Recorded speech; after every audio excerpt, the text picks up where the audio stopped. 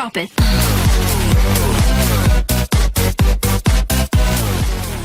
Hola, hoy vamos a aprender cómo construir una tabla de distribución de frecuencias para datos agrupados, apoyados en el programa de Excel. Vamos a comenzar por capturar los datos de nuestro problema, posteriormente vamos a enlistar los parámetros que van a ser necesarios para comenzar con el diseño de nuestra tabla. Estos parámetros son: número de datos, el valor máximo, el valor mínimo, el rango, número de intervalos y la amplitud de clase. Vamos a comenzar por calcular el número de datos. Aquí en esta celda ponemos el signo igual y a continuación la función contar. Ahora abrimos paréntesis y seleccionamos el rango que queremos contar, que son todos estos datos. Cerramos paréntesis y le damos enter y nos dice que tenemos 50 datos. Enseguida calcularemos el valor máximo de ellos. Ingresamos nuevamente el signo igual y seleccionamos la función max. Abrimos paréntesis y seleccionamos el rango de datos, cerramos paréntesis y le damos enter y tenemos que de todos ellos el valor máximo es 84. De igual manera vamos a calcular el valor mínimo. Ponemos el signo igual, seleccionamos la función min. Abrimos paréntesis y seleccionamos el rango de datos. Cerramos paréntesis y le damos enter. Nos dice que el valor mínimo es 54. Bueno, ahora sacaremos el rango que hay en nuestros valores.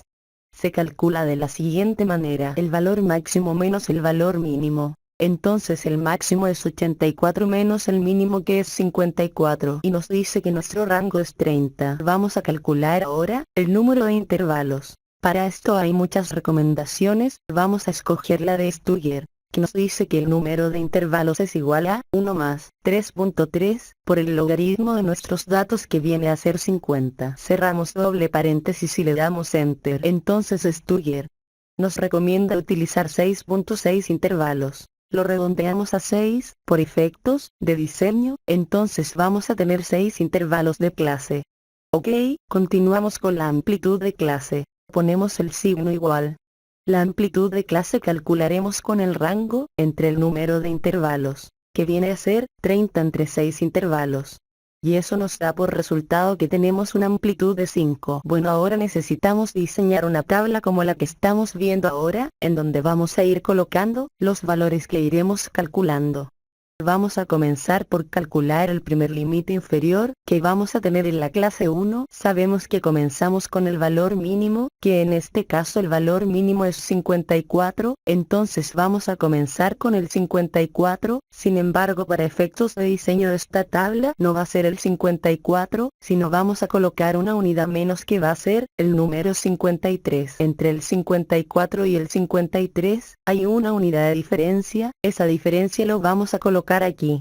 Ahora sí, continuamos con el cálculo del límite superior. Ingresamos el signo igual y nuestro límite superior va a ser a la suma del límite inferior, que es 53 más la amplitud de clase, que en este caso es 5. Entonces nuestro primer límite superior es 58. Continuando vamos a calcular el segundo límite inferior. Ingresamos el signo igual. Ahora nuestro segundo límite inferior va a ser el límite superior anterior, que es 58, más la diferencia, que es 1. Entonces nuestro límite inferior es 59. Para el segundo límite superior va a ser igual al límite inferior, que es 59, más la amplitud, que es 5, entonces el límite superior va a ser 64. Ok, y para no hacer tan largo el procedimiento, lo que vamos a hacer es copiar la fórmula. Antes de copiar, editamos nuestra fórmula con F2 y luego presionamos F4 para conservar el valor absoluto de la fórmula, y le damos a aceptar. Hacemos lo mismo para el límite superior. Bueno, ahora sí seleccionamos las dos celdas y vamos a arrastrar la fórmula hacia abajo y ya tenemos nuestros intervalos de clase completado.